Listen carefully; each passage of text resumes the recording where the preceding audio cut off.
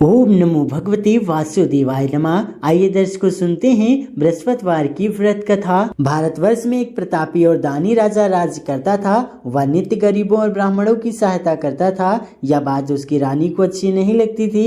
वह ना ही गरीबों को दान देती, ना ही भगवान का पूजन करती थी और राजा को भी दान देने से मना किया करती थी। एक दिन राजा शिकार खेलने वन को गए हुए थे तो रानी महल में अकेली थी। उसी समय बृहस्पति देव साधु वेश में राजा के महल में भिक्षा के लिए गए और भिक्षा मांगी। रानी ने भिक्षा देने से इनकार किया और कहा, हे साधु महाराज, मैं तो दान पुण्य से तंग आ गई हूँ। मेरा पति सारा धन लुटाते रहते हैं। मेरी इच्छा है कि हमारा धन नष्ट हो जाए, फिर ना रहेगा बांस ना बजेगी बांसुरी। साधु ने कहा, देवी तुम तो बड़ी विचित्र हो। धन संतान तो सभी चाहते हैं, पुत्र और लक्ष्मी तो पापी के घर भी होनी चाहिए। यदि तुम्हारे पास अधिक धन है तो भूखों को भोजन दो, प्यासों के लिए प्याऊ बनवाओ, मुसाफिरों के लिए धर्मशालाएं खुलवाओ। जो निर्धन अपनी कुंवारी कन्याओं का विवाह नहीं कर सकते उनका विवाह करा दो।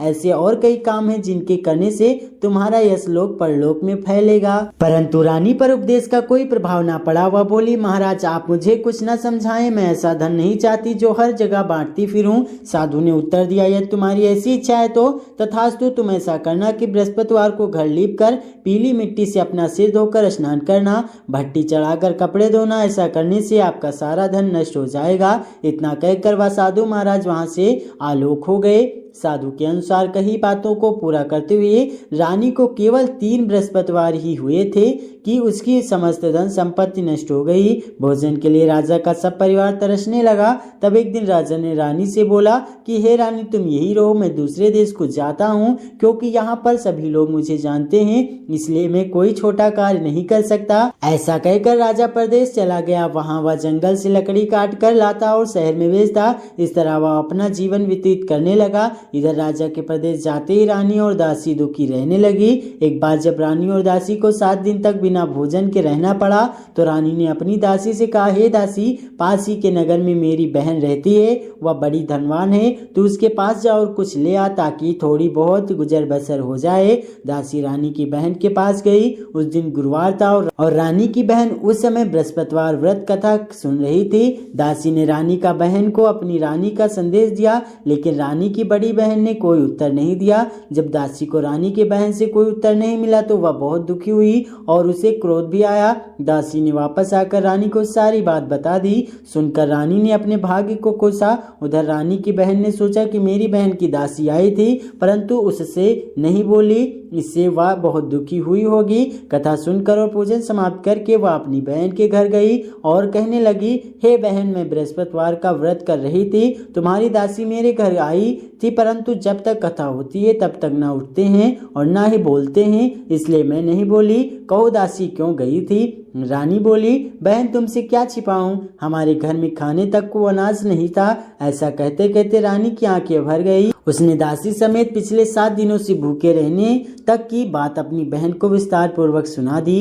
रानी की बहन बोली, देखो बहन, भगवान बृहस्पति देव सबकी मनोकामना को पूर्ण करते हैं। देखो शायद तुम्हारे घर में अनाज रखा हो। पहले तो रानी को विश्वास नहीं हुआ, पर बहन की आग्रह करने पर उसने अपनी दासी को अंदर भेजा तो उसे सचमुच अनाज से भरा एक घड़ा मिल गया। यह देखकर दासी को बड़ी हैरानी हुई।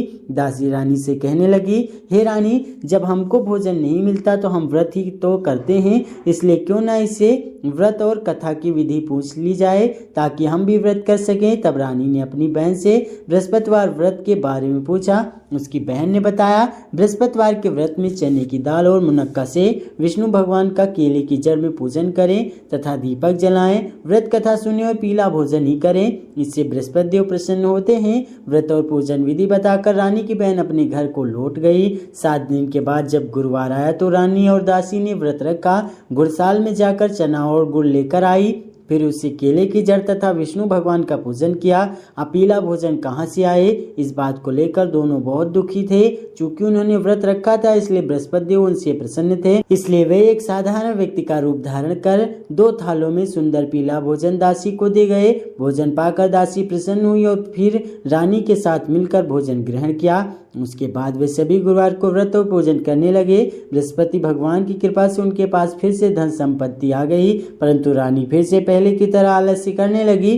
तब दासी बोली, देखो रानी, तुम पहले भी इस प्रकार आलस्य करती थी, तुम्हें धन रखने में कष्ट होता था, इस कारण सभी धन नष्ट हो गया, और अब जब भगवान बृहस्पति की कृपा से धन मिला है तो तुम्हें फिर से आलस्य होता है। रानी को समझाते हुए दासी कहती है कि बड़ी मुसीबतों के बाद हमने यह धन पाया है, इसलिए हमें दान पूर्ण करना चाहिए, भूखे मनुष्यों को भोजन कराना चाहिए और धन को शुभ कार्यों में खर्च करना चाहिए, जिससे तुम्हारे कुल का यश बढ़ेगा, स्वर्ग की प्राप्ति होगी और पितृ प्रसन्न होंगे।